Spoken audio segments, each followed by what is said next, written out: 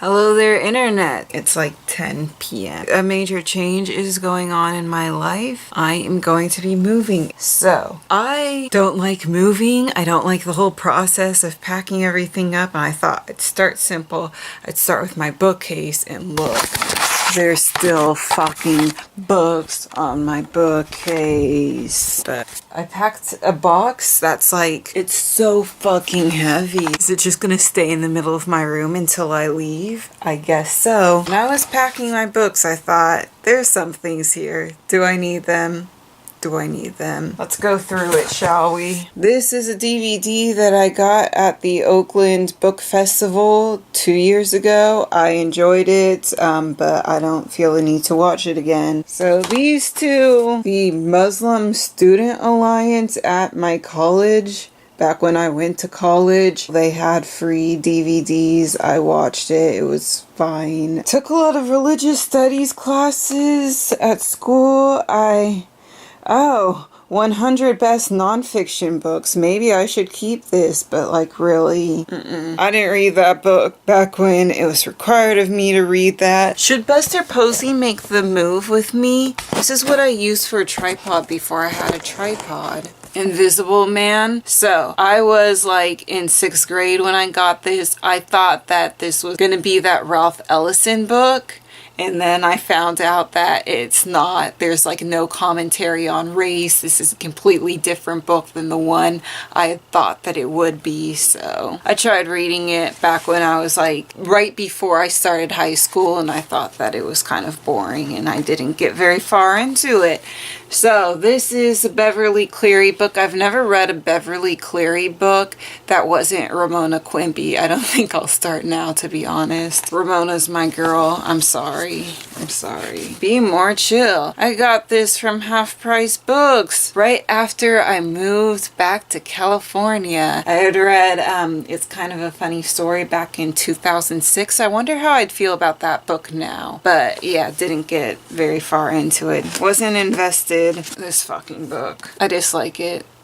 The romance in this book, my god. There's some things that I kind of found were cheesy, and I didn't like how like dramatic the fucking ending was. Crank and Burned. Would it be a spoiler for me to tell you that both of these books... Fun fact about me. I read this book, this entire book, with no goddamn idea what the hell this crank was. I was like, is this a made up drug? She never called it by its actual name. And then years later, I found out that crank was crystal meth. I bought this book in like 2008. I still have a coupon from 2008 as my bookmark on page 26. I'm not gonna read it. Same author as Hood. So I DNF'd this book a couple years ago. I filmed a review for it and didn't edit it because of technical difficulties.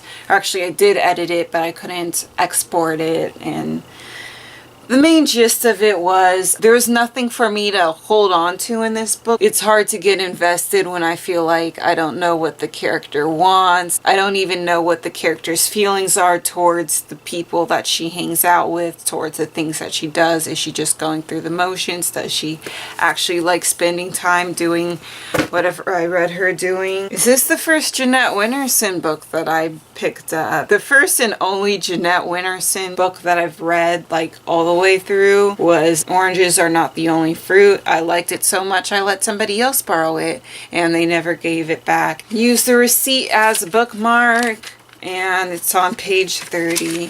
Her writing style I find confusing because like I don't know what the main narrative is, and then there's this other crap that I don't know how it fits into the story, and I'm just...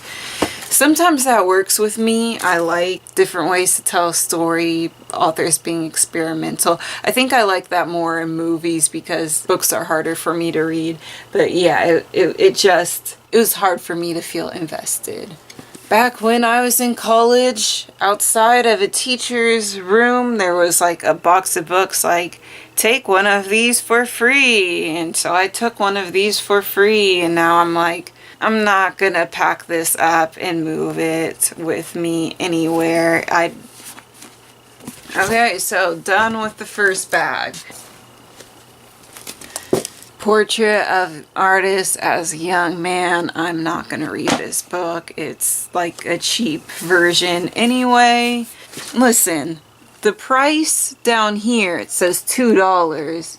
But how much did they charge me at Half Price Books? They charged me $2. They charged me full price for this book. No. I got this for Christmas back when this book was like relevant. I don't mind Stephen Colbert, but I wouldn't call myself a fan. I watched some of his show. I didn't care. And I read some of this and just didn't care. Got this book in 2008. I was gonna watch a live performance over in Houston.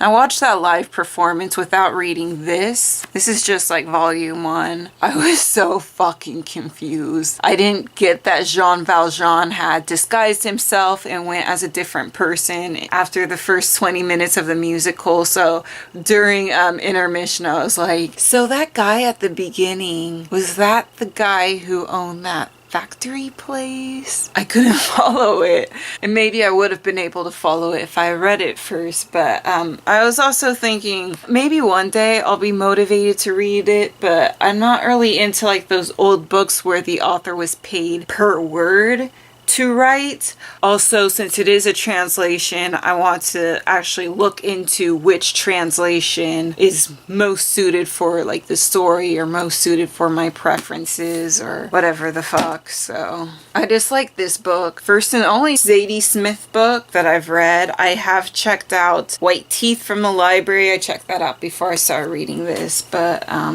yeah, no, I don't like this book. I'm sorry. I wanted to, but I didn't like it. Felt a little episodic, and it felt like everything like didn't matter. It's hard for me to explain what my problem is when I love things like short story cycles, and not everything needs to be a continuous narrative.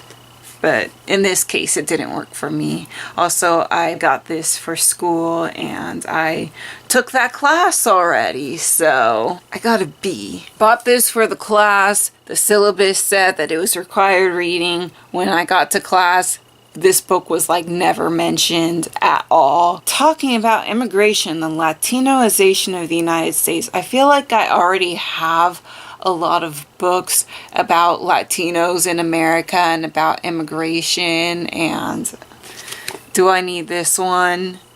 Do I? Blue is for Nightmares. This is part of a series. I do not have the other books. I've not read the other books. It's like a Wiccan girl solves a mystery. It's fine, but like I read that over 10 years ago. Yeah. My first trip to Half Price Books, I bought this book. I've never read it. I think I went into like the LGBT erotica section. I was feeling very rebellious that day. One day, my mom saw this book and she tried to hold it hostage from me because my mom is like a conservative Christian and she's a Republican, and she didn't want my teenage brain to be reading this. So I feel like maybe I've admitted defeats by not actually reading this, and I haven't like fulfilled my like teenage rebellion or like whatever the fuck, but I'm not gonna read this book. I don't want to take it with me. Let's look at my suitcase. Glad I didn't decide to go with canvas bags all the way to Half Price Books because I would not have been able to carry that. So tomorrow, go to Half Price Books, drop those off. Maybe the next day, go to Goodwill, fill up some luggage full of old clothes that I'm not going to take with me.